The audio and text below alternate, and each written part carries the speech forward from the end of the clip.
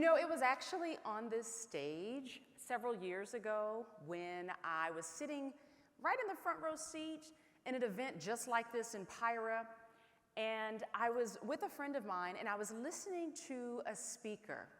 And this particular speaker was talking about his organization and how they did some incredible things. And I'm going to name a few of them for you. One thing that stood out to me was that during the middle of the day, the employees were allowed to take a break and actually leave and go surfing.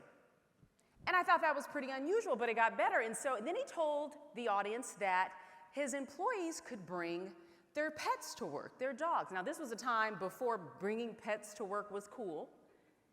And then he also went and said that their mothers, women who had kids or parents, could bring their kids to work because they had a child care facility.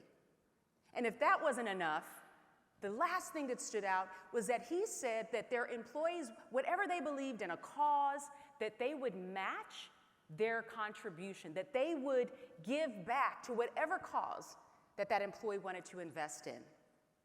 And the company that this individual worked at was Patagonia. Now, I am not an outdoor person. I do not go hiking. I am not cycling. But I heard of the company Patagonia, and I knew that it was an organization that celebrated outwear, but I had never really dived deep into what the culture was. But at that moment when I was listening to that speaker on stage, I was impressed. And so from that moment on, every opportunity that I had to share about this amazing company, I spread it. So in every meeting that I went to with my clients, I would say, have you heard of this company, Patagonia? Well, do you know what they do with their employees? And I would tell them about how their women could go to work and they had a child care. And did you know in the middle of the day they could go hiking or swimming or surfing or whatever it is that they wanted? And I would continue to tell companies, and they would look at me a little sideways. But it was interesting because no other company was doing that. It was a novel idea. And while I was celebrating and telling, I was low-key stalking Patagonia because it was that important to me, that I started to realize there was something unique about what this company was doing. That they weren't only selling products and selling jackets and selling outdoor wear. They were promoting a sense of humanity, of a people culture. They weren't just talking about it, they were being about it. And so what I found out is that Patagonia, this particular company, it was the first time that I'd ever heard of this term. Now, we have organizations and corporations. They're S Corp and they're C Corps. Well, Patagonia had this B Corp status. And I was like, well, what is a B Corp? I've never heard of that before. Why has no one ever told me about this? Well, there's a status called a benefit corporation. And you can go through a process to become a B certified organization, which is a rigorous process where they evaluate your company on various facets. One of the facets being governance. So you evaluate your organization on how you govern your values and your vision and your mission. And if there is an impact to the community in which you serve. They also celebrate and evaluate their workers. How fair and ethical are you with your employees? Is there a percentage of the company perhaps that they own? How are you treating your workers? There's also an element of community.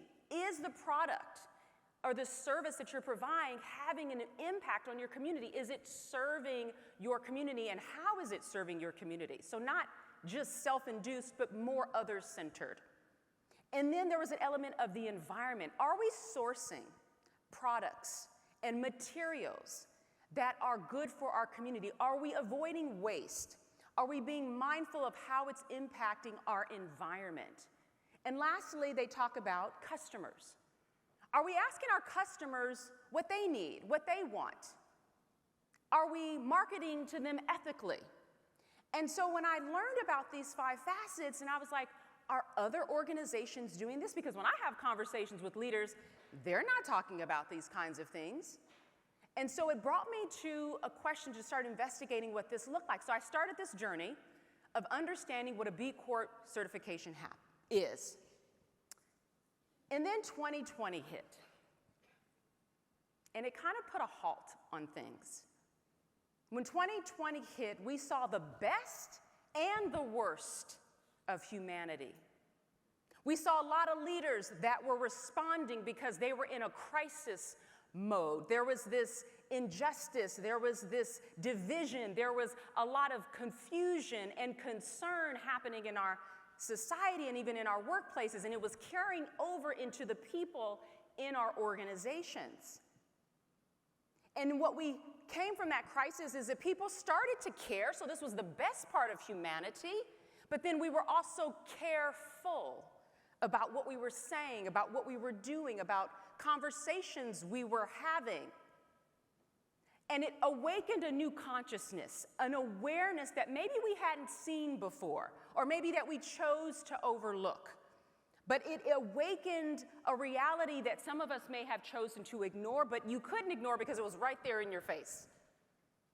And that shifted our culture in our organizations. We started to change. We started to put training and initiatives in our organizations where we were advocating for diversity, equity, and inclusion, and justice. And we had all of these programs and departments and new positions and people that were being hired, and we felt really good about ourselves. We're like, yes, we're doing the right thing for the right reasons. And now we enter into a new phase. So at the end of 2020, we started as an organization, my firm, to take all of that information, and we wanted to bring it to the forefront. So we wrote an ebook called The Awakening the Rise of the Conscious Leader. And in this ebook, we highlighted a schematic, a 7-step schematic that would basically say to you as a leader, here's what you need to do in your organization. You need to have an equity commitment. Most of us started creating equity commitments. What am I going to do? You needed to have core values established within your organization. You needed to have a process of sustaining those equity values and systems and processes within your organization. We also started putting training in place. In 2020 alone, our company doubled its revenue. We were requested to deliver training programs virtually and in person. Within a span of 18 months, we trained hundreds, if not thousands, of employees. We facilitated and delivered surveys, engagement surveys, diversity audits, all for different types of organizations, from nonprofit to aerospace.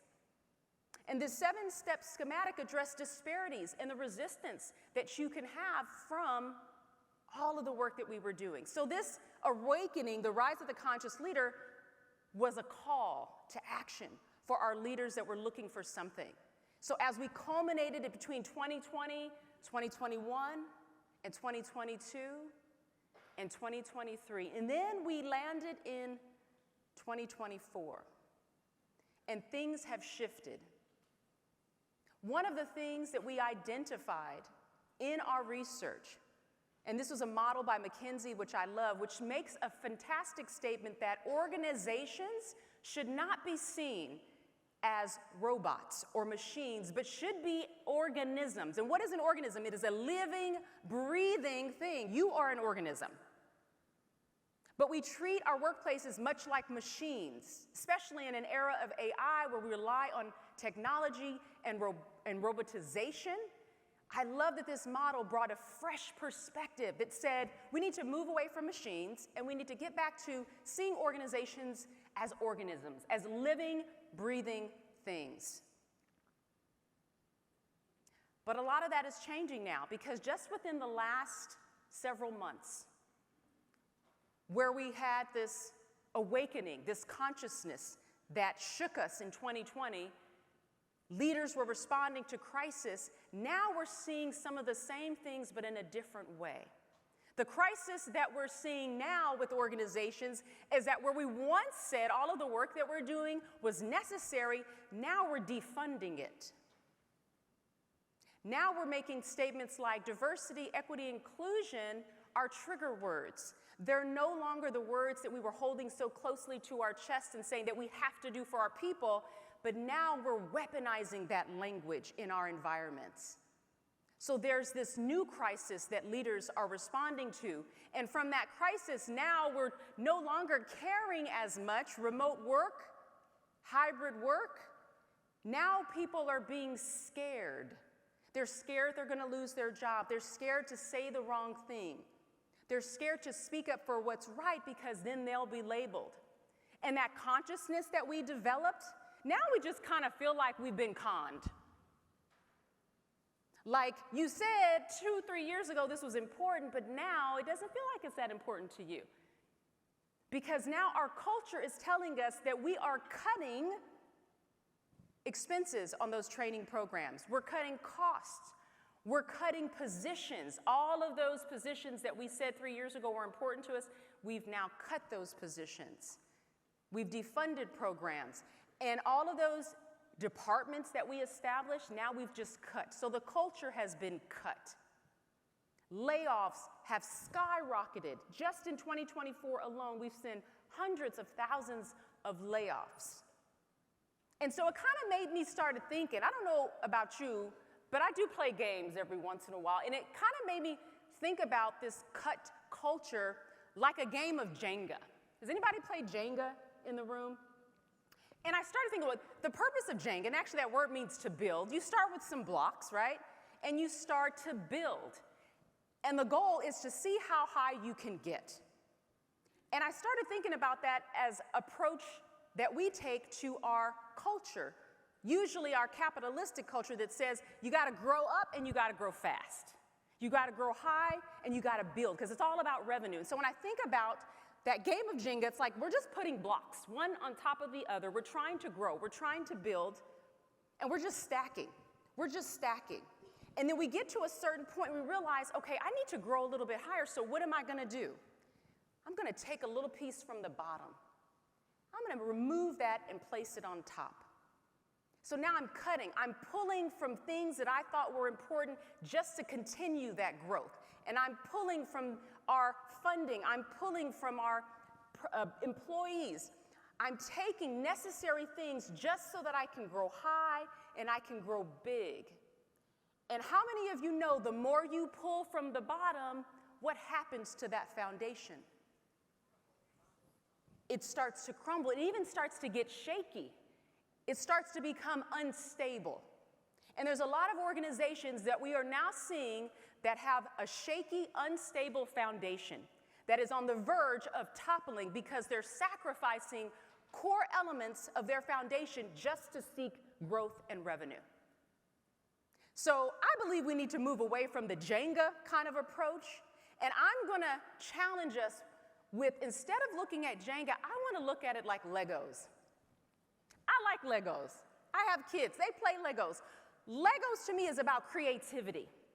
It's about collaboration. It's not only growing high, but it's growing wide.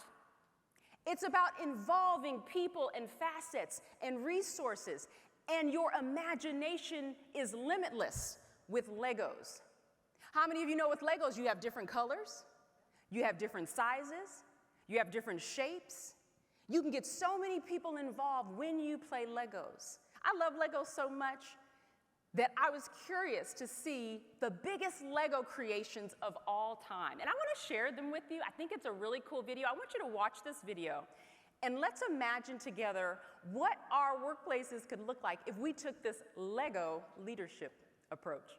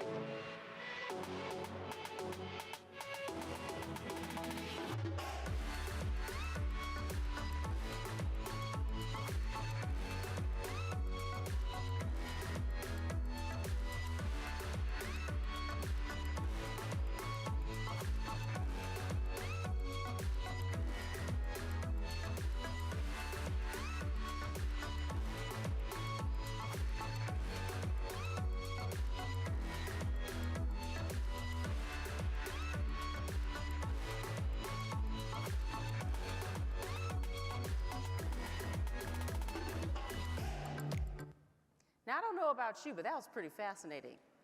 Yes. When you think about May the 4th, I remember seeing something online that showed that there was this huge Lego wall at Disneyland. We're here in Anaheim, and every guest that came up to this May the 4th Star Wars, because it's May the 4th be with you, that each customer got a Lego, and it had a number associated with it, and they could put it up on a wall. Now, I had to imagine, this was a huge wall, and there had to be hundreds of guests and customers that came by, and each person collectively contributed to putting this beautiful mural together in one day to celebrate Star Wars. And I think this kind of idea of this Lego, when we think of building, it's not just building high, but it's building wide. And if you looked at the video, what you saw were people, a lot of people. A lot of time went into these creations, a lot of resources, a lot of people that collaborated, and they didn't lose their imagination. We had that tall building, we had the tree, and I love that the tree was last because to me that represents an organism, that represents life. And so when we think about where we've come in our culture, we tend to operate in crisis mode. Our leaders are always crisis driven. They're reacting to something related to a crisis that usually when we have a crisis, it sparks some level of care or carefulness that awakens our consciousness to something that maybe we didn't even know, never heard of before, that impacts our culture. And I want to introduce and say that while this is the way we have been operating from a crisis-led mindset, that we need to be a civil-led mindset, that it needs to be focused not on responding to crisis, not allowing that to lead and guide how we work in our organizations and lead our teams, but there's a civil component. There's a humanity, that there's a humaneness in the work that we do, much like Patagonia. Way back when I first started looking at these concepts of civility. And so I want to introduce 3 different types of concepts to you as we elevate our awareness and our workplaces and hold our leaders accountable to a greater standard of leadership. In this civil mindset and leadership approach, we look at our traditional paradigms, our traditional business models, and we say they're not good enough. We challenge those traditional shareholder capitalistic ideals, and we say we want to do better. I think of old school CEOs at companies. We think of General Electric, which they kind of introduced and coined the whole shareholder capitalism, where stakeholders were the focus. Revenue was the most important thing in the organization instead of the people. We have to challenge organizations. I don't know about you, but I know I've been seeing a certain airline in the news lately. I don't know about you, but it will remain nameless. But that particular airline has been under a lot of scrutiny about the way that their leaders have chosen not quality, but have chosen to do things very quickly, and it sacrificed the quality of their product. I mean, it's something when an employee that works at an organization says, I'm not going to get on that plane. Well, I think we should all be raising an eyebrow when an employee that works at a company says, I'm not getting on that thing. We have sacrificed our humanity. We have sacrificed what's important for a buck, for $1. And that is the way that a lot of our organizations choose to operate. But when we think about this, challenging these old mindsets, these old traditional models, it does require us to embrace a new idea. That if we think of community first says I'm in a servant capacity. So serving to me means my hands aren't out this way. So if your hands are out this way, what does this mean? This looks like what? Give me, give me, give me. But a servant community first mindset says my hands are down, my palms are down, I want to give. And there's a benefit to a servant leadership community first approach, actually a lot of organizations have found that that approach can actually create boost in morale in your organizations. It increases collaboration and also performance and production. So it's challenging. We need to be community first. We need to think about our world and others and not be so me-centered. It also means that there is a collective social responsibility. Some of us call it corporate social responsibility, but I like collective because that to me involves everybody from the frontline staff to the CEO of the organization, to the community members, to the policy holders, to our legal and all of our organizations, small and large businesses in our communities. That there is a social responsibility that we have to each other, because if you thrive, then I thrive. And then lastly, there's this, what we call creative synthesis, which says we're going to take everybody's idea. We're going to take unique perspectives and elements, and as we blend them together, we create something new. I want you to think of it this way. Let's say you have different ingredients. You're going to make a smoothie. You have some strawberries, you have some blueberries, you have banana, and you have some milk. Now, each one of those ingredients separately, they have their own identity. They have their own character. They have their own trait. They're delicious in their own way. But now you take that and you blend it together. Now you have something unique. You have something new. You have something novel, something different. And so creative synthesis says that we take differing perspectives, that we embody and we continue to embrace diversity, whatever that looks like to us. Because when we do that, we're blending and building something new and something different together. So as we introduce this concept of these new three things, which represents our civil leadership in action, I want you to envision it like a garden. We talked about the games and the Jenga and the Legos, but this is really the living, breathing organism that I want to introduce you to. So I thought about this and I said, a garden to me represents what I want my workplace to look like. I do not have a green thumb. I am not a gardener, but I love to visit gardens. And one of the things I notice is that when you go into a garden, you don't see this competitiveness. A tree is not trying to get taller than another tree. You see all these differing plants. You see differing flowers. You have all kinds of things that you can explore. And for me, I look at this garden and I imagine how our workplaces could be. What does it take to uphold a garden? You have to have someone to keep it. And what are they called? The gardener. That gardener is the nurturer, the keeper of the garden, someone who is tending to the garden to make sure that everything is being kept in order. They're planting the seeds, they're nurturing, they're plucking out the weeds, because we got to get rid of those weeds. They're plucking out and they're replanting, they're growing. That's our leaders.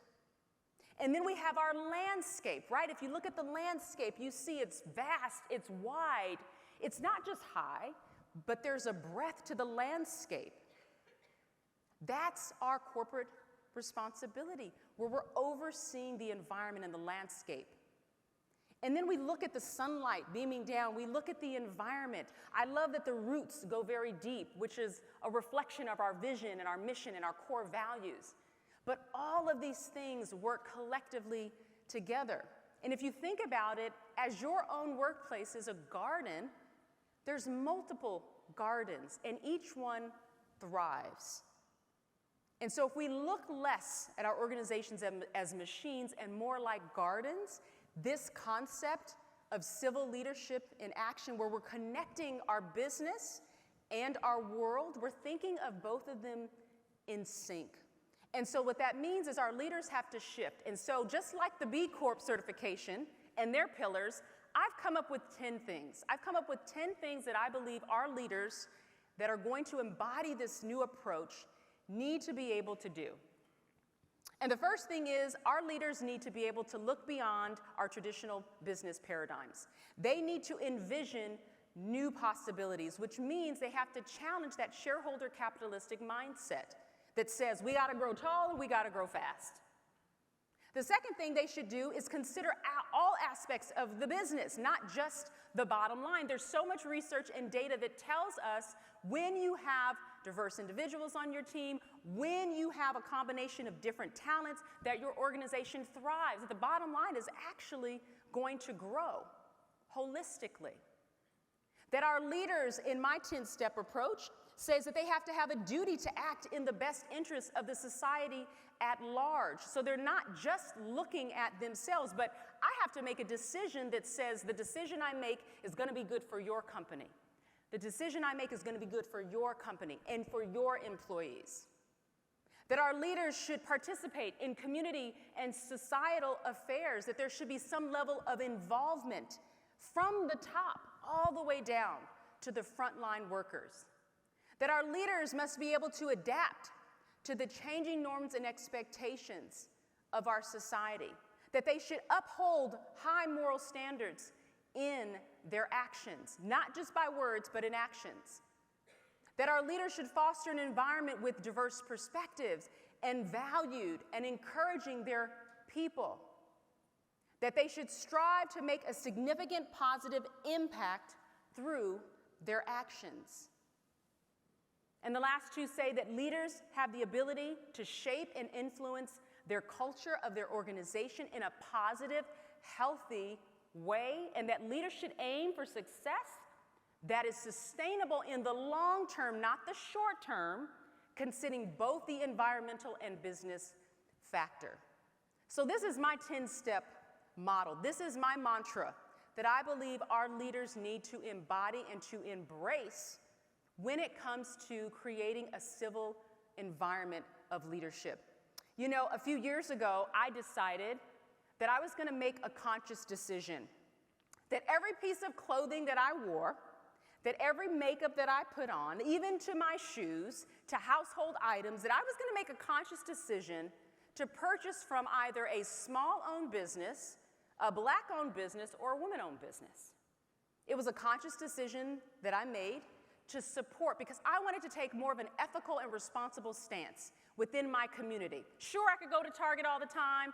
Sure, I could go to Nordstrom's or go to the high-end places where we shop. But I said, you know what? I want to support our small-owned businesses and our black-owned businesses and our women-owned businesses.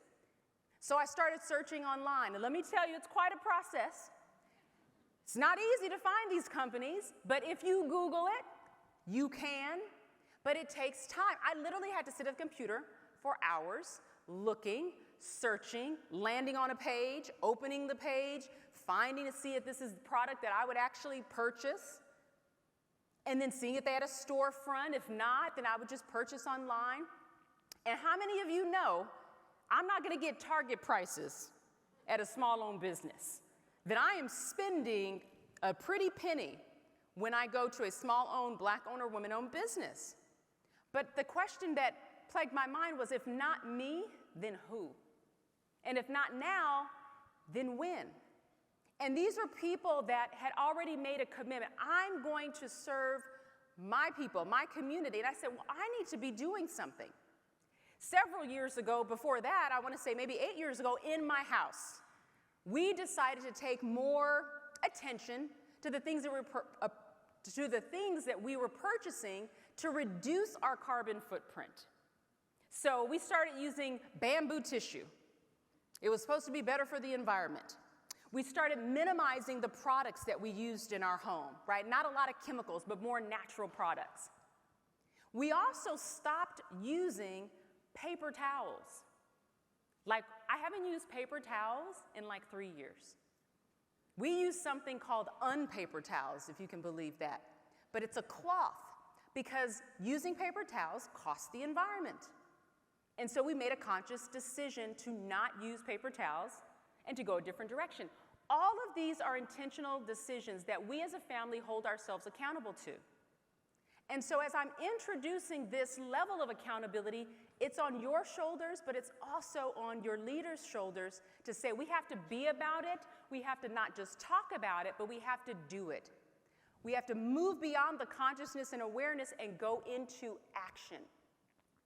And so, as we continue through this, there's 2 questions that I have for you as HR professionals, because this is your lane. You're probably sitting there wondering, well, what can I do as an HR professional, practitioner, leader, I'm not running the company. I don't have that level of influence, Tiana. How do I get my leader to care about the community and to make better decisions, to make our community better? You might also be thinking, well, how can I help my company change old business ways and focus on the community? What can I do to help lead this charge for my organization? And there's a lot that you can do. I'm going to give you just 4 things that you can do today, that you can start thinking about, of how to start helping your leaders care about these things, to help care about the impact they're making, to help them care about maybe even having a B Corp status. Now let me ask you this question before I share those 2 things.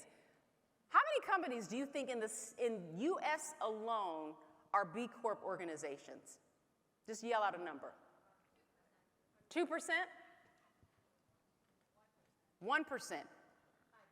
5%? So let me tell you this first. So in the United States, we have over, depending if you ask ChatGPT or the US Census Bureau, it's between 6 and 7 million companies in the US. So just remember that number, 6 to 7 million.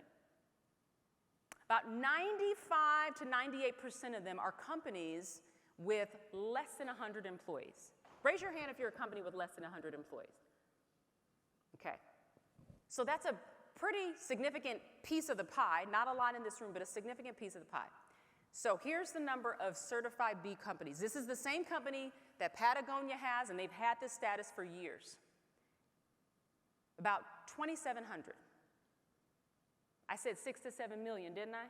6 to 7 million companies in the United States alone, yet only about 2,700 companies have gone through that assessment, that evaluation that says, yes, I am doing things the right way for my community, for my organization. I'm a certified B company. There is a lot of room on the table for us to grow that number. I would love for us to get to even 1% of that 6 million, which would be 60,000. But it's a very small percentage, which tells me this is not on any leader's radar. They're not focusing on this particular thing. So how can you encourage, help your leaders begin to care about these things in their community? I'm going to give you 4 things. And these are things that you can actually do right now. Some of them may be novel, they may be new, you've never heard of them before. Hopefully you'll be wanting to share some of these things. So, we're thinking of community first, collective social responsibility, and also creative synthesis. So that's our baseline, right? So this is the trio, the triad of what we're asking. We're saying this is what you need to focus on, okay? So here's 2 things. Facilitate a global ethical leadership exchange. Well, what does that mean? That means that you get leaders together and you begin to have dialogue and conversations about things that are going on in the world. Things that impact the community, things that impact you right where you are. We are not so far removed like we think we are. You know, they say there's always, 6 degrees of separation. We are not far removed from the things that are happening in other parts of the world or in other parts of our country. And so you can have this global exchange that says we're going to get leaders together, we're going to talk about the issues at hand, we're going to make some decisions around what's going to be good for you, what's going to be good for me, what's going to be good for us together. And you do this in a forum. Maybe you do it once a year, maybe you do it twice a year.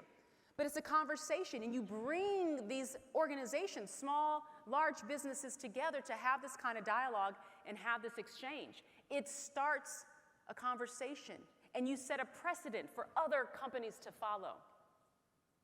You offer community sabbaticals. You're like, what is a community sabbatical? You get leaders together. You know how you have your board retreats, right? You get leaders go off and you're like, I don't know what they're doing on those board retreats, but they're supposed to be making decisions and doing strategic planning. But you have these community sabbaticals where people are actually, again, working within the community together. You're getting community leaders together. And it's not necessarily a vacation, but you're exploring different facets of each other's business. And you're learning and you're growing in a very relaxed, comfortable setting, but there's this tone of business. There's this tone of, I want to learn from you. What social impact are you doing? Maybe that's something that we can do. How are you protecting the environment? And so there's these conversations that are happening. So you offer these community sabbaticals. You also can do this, which is organized an ethics social event. We have social events. We have a lot at Pyra Conference. We're doing all of these networking events. One of the things we can do is have an event, again, a social event, but again, it's ethical based. Maybe we're inviting a different kind of individual to these events, someone with influence, someone who can spark a different conversation, a panel that's talking about real issues. This is an election year. I imagine there's a lot of people that have a lot of things to say about what possibly could be happening this election year and who and what it's going to impact. Allow that to guide your conversation. Allow that to guide this event. And then we can have, and I love this one, which is an ethical innovation lab. So now you're looking at how can we be creative? What does the next 5-10 years look like for our organization? So we establish and we set up this lab where it's all about creativity. Remember, not Jenga, but Legos. So we're growing wide. So we're looking at how can we be creative? And so you create this lab. Maybe there's a contest you put together. You have people with ideas come in, because if you're in this new model, you believe in creative synthesis, which says, I'm going to bring all of these different ideas together, and we're going to see how innovative we can become in solving global issues and solving local issues, solving issues within our community and within our company. And so while these four are not unique, they're not, or I should say they are unique, but they're not the only four that we can look at. Once you start down this path, you'll see that there's more opportunity and your imagination is limitless. When you can begin thinking less about yourself and more about the community at large. Civil leadership in action tells us that we have to challenge traditional business models of shareholder capitalism, that we have to begin to think of our workplaces like a garden, that we have to think of our communities like a gardener, someone who's nurturing our environments, and we have to hold our leaders accountable. We only get one planet, and we have to take care of that planet. All of you are individual people. You're not unique. Not one of you are the same.